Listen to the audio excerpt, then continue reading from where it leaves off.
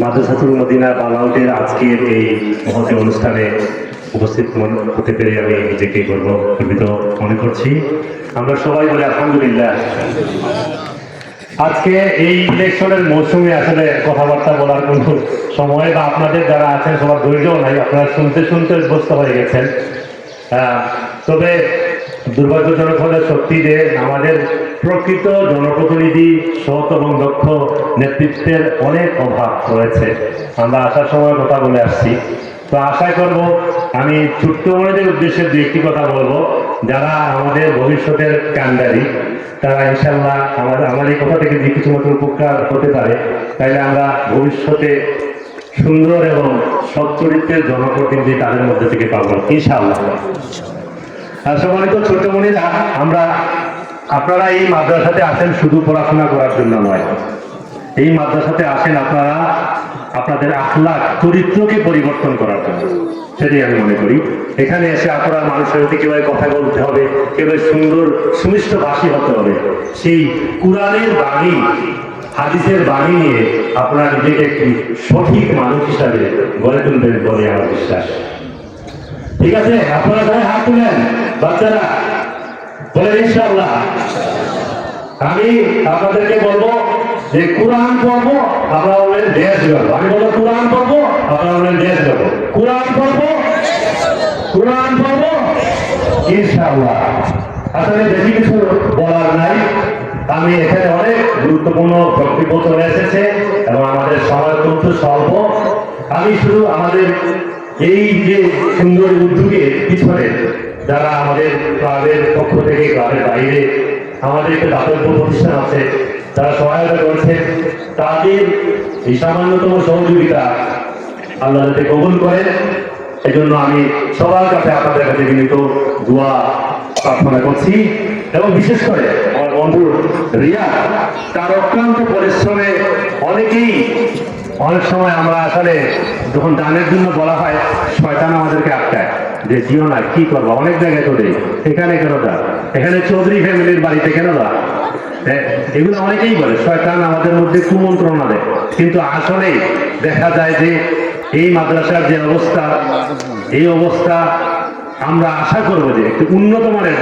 জনাব বলেছেন যে বিশ্বের বিভিন্ন দেশে আমরা যাতায়াত করি, দেখেছি যে মাদ্রাসাতে যারা পড়াশোনা করে তারা সবচেয়ে ভালো রেজাল্ট করে, তারা ডাক্তার হয়, ইঞ্জিনিয়ার হয়, সবচেয়ে প্রতিভাবান লোককে মাদ্রাসায় পাঠানো হয়। ছেলের মধ্যে মেয়েদের মধ্যে সবচেয়ে প্রতিভাবান তাকে বহির্বিশ্বের মাদ্রাসায় পাঠানো হয়, কিন্তু আমাদের দেশে এটা উল্টো। তো আমি অভিভাবকদের উদ্দেশ্যে একটি কথা বলবো, শুধু আপনারা জীবনের মধ্যে, আমরা তো ব্যবসায়ী, সবচেয়ে বড় বিনিয়োগ করেছেন, সবচেয়ে ভালো বিনিয়োগ করেছেন ইনশাল্লাহ। এই বিনিয়োগের যে প্রতিদান আপনারা পাবেন ইনশাল্লাহ। আর আমি দরগা মাদ্রাসার সম্মানিত ইমাম জনাব হুজাইফা রহমতুল্লাহি আলাইহি, উনার কাছে কৃতজ্ঞ। উনি প্রতিবার আমাদেরকে দাওয়াত করেন এবং আমরা আসার, আল্লাহর রহমতে আসার আমাদের সৌভাগ্য হয়। এবং উনি যে অক্লান্ত পরিশ্রম করে এই মাদ্রাসাকে হাতি পাকা করে অনেক বড় পর্যায়ে নিয়েছেন। আমরা এই ছোট সুন্দর প্রথম যখন আসতাম এই ধরনের বিল্ডিং ছিল না। তো আল্লাহ উনার এই যে প্রচেষ্টাকে কবুল করুন, ওনাকে সফলতা দান করুন এবং ইনশাআল্লাহ আমরা সবাই একে অন্যের জন্য দোয়া করব, যাতে আমরা সুন্দর ইসলামের আলোকে আলোকিত একটি জীবন আমরা পেতে পারি। এই জন্য সবার কাছে দোয়া করব। সবাই ভালো থাকবেন, সুস্থ থাকবেন। আসসালামু আলাইকুম ওয়া রাহমাতুল্লাহ। আমার ইমিডিয়েট ছোট ভাই, আমার নাম রিয়াদ, আমার নাম মোরাদ। আমরা পিঠে 2 বছরের ছোট। একদিন গাড়ি চালাচ্ছে, হঠাৎ করে পিঠে প্রচন্ড ব্যথা শুরু হলো। ডাক্তার সাহেবের কাছে গেলাম। ডাক্তার সাহেবের টেস্ট করে বললেন যে মাসল পেইন হতে পারে। পরে মতিউর রহমান সাহেব, আপনারা নিশ্চয় জানেন, উনি হলেন নিউরোসার্জন, তো অথবা নিউরো মেডিসিন। তো ওনার কাছে যাওয়ার পর উনি বললেন যে আমার বাবাকে, যে আপনার ছেলেকে ট্রিটমেন্টটা সিলেক্ট করার জন্য যাবে না, শুধু এক্সরে রিপোর্ট দেখে, হি ইজ ভেরি জিনিয়াস। তো আপা তখন বলেন কি করবো, ঢাকাকে ডাক্তারের কাছে পাঠালেন। অনেক যাওয়ার পরে লাঙ্গে সিস্ট ধরা পড়লো, যে সিস্টার 99% থাকার কথা ছিল কার্সিনোমা হলেও ক্যান্সারের জীবাণু, ম্যালিগন্যান্সি পজিটিভ হওয়ার কথা ছিল। আলহামদুলিল্লাহ ওখানে ম্যালিগন্যান্সি টেস্ট করানোর সাথে সাথে আমরা চেন্নাই থেকে নিয়ে গেলাম বেঙ্গালুরু হসপিটাল অ্যাপোলোতে যাওয়ার পর ওখানকার ডাক্তার আমার ভাইকে দেখলেন এবং বললেন যে প্রায় 250 গ্রামের সাইজের টিউমার। তো এই টিউমার হওয়ার পরে এখানে আমার ডাক্তার, আমার বড় ভাই আছেন, আমার মামাতো ভাই, উনি জানেন ভালো করে এরকম সাইজের টিউমার হওয়ার উনি সার্জন যে ক্যান্সার পজিটিভ 99% হয়। তো এরপরে এজেন্সির পরীক্ষা করা হলো, রেজাল্টটা নেগেটিভ আসলো। এটা ছিল মিরাকল আমাদের লাইফে, আমাদের পরিবার, এটা ছিল মিরাকল। এখন আসেন কেন মিরাকল হয়? মিরাকলটা হলো যখন আমাদের খুবই অসুস্থ, তখন 2002 সাল, আমি ব্যবসা শুরু করছি 1 সালে, আমার ব্যবসা তুঙ্গে। তখন আমার বয়স 24 বছর, মাসে ইনকাম 1 লাখ টাকার উপরে। একটা গরুর দাম মাত্র 20,000 টাকা, অনলি 20,000। আপনার নেটের সার্চ দিয়ে দেখবেন 2001-2 সালে 20,000 গরু পাওয়া যেত। আমার বাবা এবং মা মিলে 2টা গরু সাদাকা করলেন। আমি তৎক্ষণাৎ আমার ইউনিট ছোট ভাই ভালোবাসা এত বেশি, আমি 3টা গরু সাদাকা করলাম। আমি আজ পর্যন্ত রিয়েলাইজ করি আমার ভাই বাঁচার কথা ছিল না। আজকে আমার ভাই আমেরিকাতে আছে, আলহামদুলিল্লাহ ভালো অবস্থায় আছে। তো এই মিরাকল গুলো আমার আসার সময় আমার বাপ্পি বলছিল যে রিটার্নের কথা, যে আল্লাহ রাস্তা দিলে রিটার্ন হয় কিভাবে। আমি বলি জিন্দগি রিটার্ন হয়ে যায়। আপনি দেখবেন অনেক পরিবারে অশান্তি ভরা, প্রাচুর্যের অভাব নেই, এত প্রাচুর্য 3 পুরুষ 24 পুরুষ খেয়ে যেতে পারবে। এমনও ডক্টর লাইফে পেয়েছি, গল্প করতেছেন 78টা অ্যাকাউন্ট আমার ছেলে মেয়েদের জন্য রেখে গিয়েছি, কিন্তু পরিবারের শান্তি নেই। এই 78টা ব্যাংকের অ্যাকাউন্টে কি হবে? ভাই রাতের যদি ঘুমটা কেড়ে নেয়। তো এই জন্য বলি, আমার বন্ধু যেটা বলে গেছে একটু আগে, যে সাদাকা মোস্ট ইম্পর্টেন্ট থিং। আপনাকে সাদাকা কোটি টাকা করতে হবে না। আমি কিরকম সাদাকা করি একটু বলি, আপনাদেরকে শিখাচ্ছি না, আমার প্র্যাকটিক্যাল লাইফের প্র্যাকটিসটা বলছি। আমি যেহেতু একজনই কাজ করি, পুরো সিলেট বিভাগে আমার একটা পরিচিত আলহামদুলিল্লাহ আছে। প্রত্যেকটা গ্রামে, প্রত্যেকটা মহল্লায় দেখা যায় 2-1 অপরিচিত বের হয়ে যায়। সেটা হোক হবিগঞ্জের লাখাইতে, সেটা হোক মাধবপুরের বাল্লাতে, অথবা সেটা হোক সুনামগঞ্জের বিশম্বরপুরের ধর্মপাশায়, অথবা কোনো গ্রামে। আমাকে সবাই মোটামুটি চিনে, যেহেতু আমি একজনে কাজ করি, মুরগির বাচ্চা নিয়ে কাজ করি। তো অনেক লোক আমাকে ফোন দেয়, ভাই আমি তো ভাত্তাসারের টিকিট পাচ্ছি না।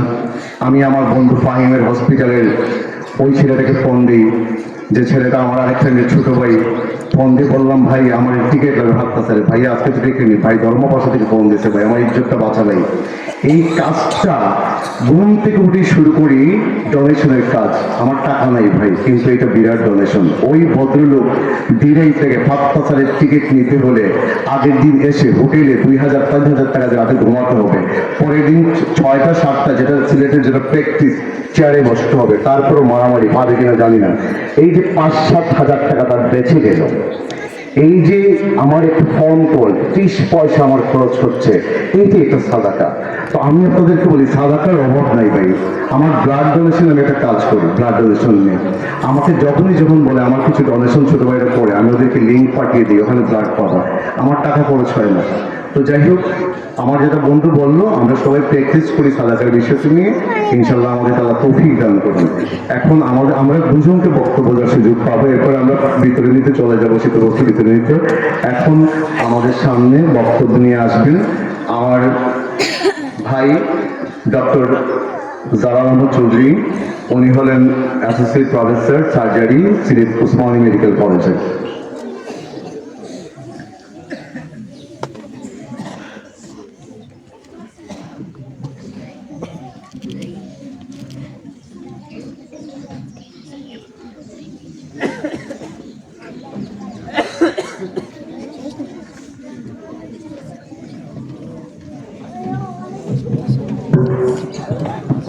আসসালামু আলাইকুম ওয়া রাহমাতুল্লাহি ওয়া বারাকাতুহু।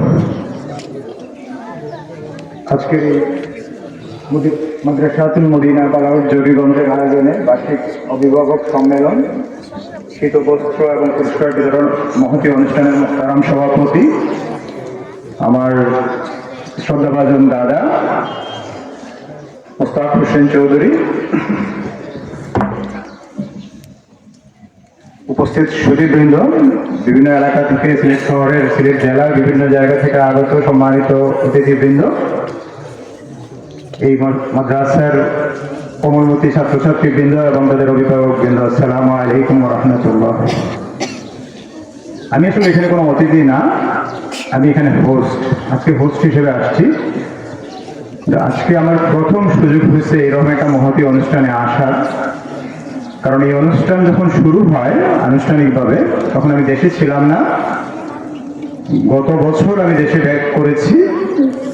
তো এই বছর আল্লাহ আমাকে তৌফিক দিয়েছেন এই মহতী অনুষ্ঠানে শরীক হওয়ার জন্য, সেজন্য আমি আল্লাহ তাআলার শুকরিয়া আদায় করছি। নাহমাদুহু ওয়া নুসাল্লি আলা রাসূলিহিল কারীম, আম্মা বা'দ। আমি একটু দুই একটা কথা একটু বলতে চাই।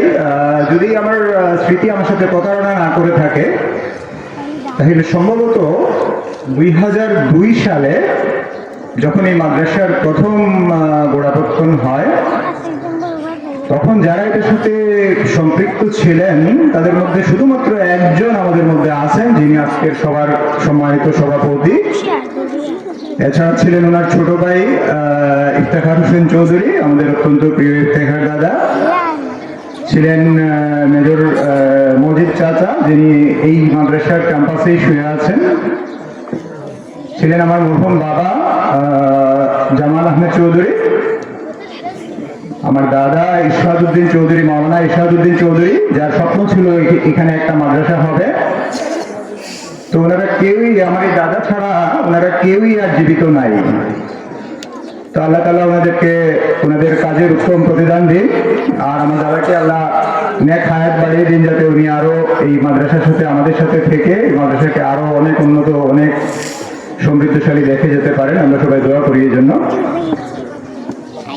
আমি আরেকজনের কথা একটু বলতে চাচ্ছি। এই মাদ্রাসার প্রথম মুহতামিম মাওলানা সুলাইমান ভাই, উনি খুব সম্ভবত 2 বা 6 মাসের মতো হয় উনি আমাদের ছেড়ে চলে গেছেন।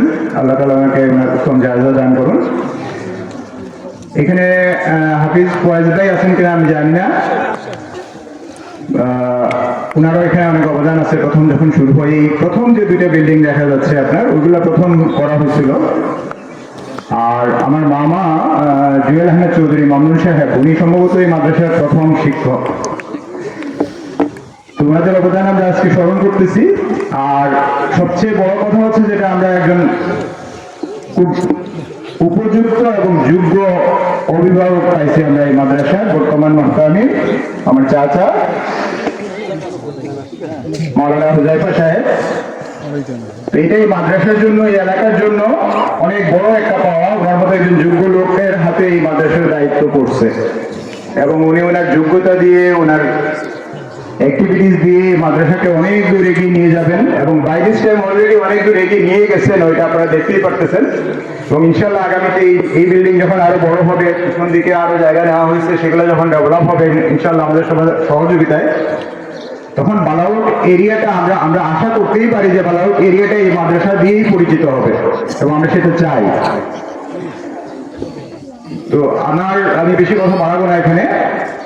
মুহতামিম সাহেবের কাছে আমার একটাই অনুরোধ, মাদ্রাসার যাবতীয় উন্নয়ন কার্যক্রমের সাথে তো আমার ভাই রিয়াদ, ওরা প্রথম থেকেই আছে, ওরা করতেছে। আমরা সবসময় ইনশাল্লাহ আমাদেরও খেয়াল থাকবে। আমার যেটা অনুরোধ থাকবে সেটা হচ্ছে যে এলাকাবাসীকে সম্পৃক্ত করা। এলাকাবাসীকে সম্পৃক্ত করে আমরা যত কাজই করি না কেন, যে কাজ করবো সেই কাজ ইনশাল্লাহ সফল হবে। এবং এলাকাবাসীর প্রতি আমার অনুরোধ থাকবে, আপনারা আপনাদের বাচ্চাদেরকে এখানে পাঠান। এখানে যে পড়াশোনার যে মান, মাশাআল্লাহ, আল্লাহর রহমতে এটা অলরেডি পুরা সিলেট শহরে না, পুরা সিলেট বিভাগেই জানা হয়ে গেছে যে এখানে পড়াশোনার মান অনেক ভালো। আপনারা নির্দ্বিধায় আপনাদের বাচ্চাদেরকে এখানে পাঠান, এবং তারা ভালো করবে এখানে। হ্যাঁ, আর এটুকু বলে আমি শেষ করতে চাই। আপনারা ভালো থাকবেন আর আমাদের জন্য দোয়া করবেন। আসসালামু আলাইকুম ওয়া রাহমাতুল্লাহি ওয়া বারাকাতুহু।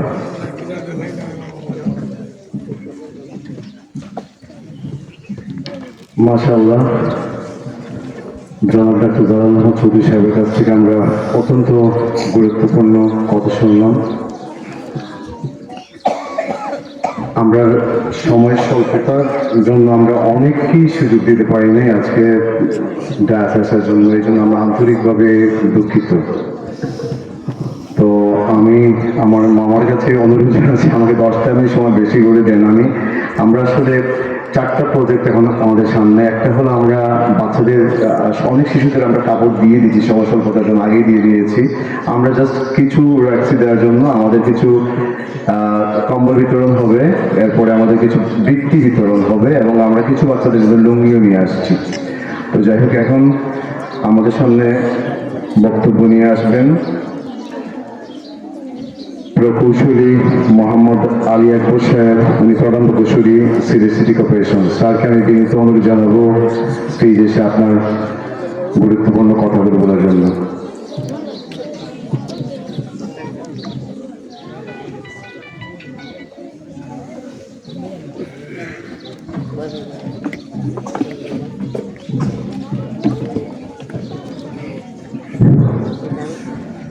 আসসালামু আলাইকুম ওয়া রাহমাতুল্লাহি ওয়া বারাকাতুহু। আজকের বার্ষিক অভিভাবক সম্মেলনে আমাকে আমন্ত্রণ জানানোর জন্য আমাদের দরগা মসজিদের সম্মানিত খতিব ও ইমাম সাহেবকে আন্তরিক ধন্যবাদ ও কৃতজ্ঞতা প্রকাশ করছি। আমার মনে হয় ইতিমধ্যে বিজ্ঞজন এবং ইসলামিক স্কলার এখানে বক্তব্য দিয়েছেন। এখন সময় খুব কম। এই সময় এসে আমার মতো একজনের কাছে কথা শোনা অনেকটাই ধৈর্যচ্যুতির কারণ হতে পারে। আমি শুধু আমাদের সামনে যে শিক্ষামূলক ছাত্ররা আছে তাদের উদ্দেশ্যে একটু বলবো। আমি জানি না, এখন তো মনে হয় যে আমাদেরকে যেভাবে ইন্টারনেট যেভাবে আমাদেরকে গ্রাস করে ফেলছে, আমাদের এই বাচ্চারা নিশ্চয়ই এটা থেকে দূরে আছে। মাদ্রাসা কর্তৃপক্ষের কাছে এবং সম্মানিত অভিভাবক মণ্ডলীর কাছে আমাদের অনুরোধ থাকবে যে এই সোশ্যাল মিডিয়া, ইন্টারনেট এগুলো আমাদেরকে যেভাবে মাদকের চেয়েও যেভাবে আমাদেরকে আসক্ত করে ফেলছে, আমাদের এই বাচ্চারা যেন এটা থেকে দূরে থাকতে পারে। মহান রাব্বুল আলামিন পবিত্র কোরআনে আমাদের এই যে নির্দেশনা দিয়েছেন যে আমি তোমাদের ঘুমকে করেছি আরাম স্বরূপ, রাত্রিকে করেছি আবরণ স্বরূপ এবং দিনকে করেছি কাজের জন্য। কিন্তু আমরা যে উল্টে গেছি, এটা থেকে যেন আমরা মহান রাব্বুল আলামিনের পবিত্র কোরআনের যে নির্দেশনা এটা অনুসরণ করতে পারি। আর পবিত্র কোরআনের প্রথম কথাই ছিল, প্রথম কালামটাই ছিল ইকরা বিরাব্বিকাল্লাযী খালাক। তো এই পড়ার কোনো বিকল্প নেই।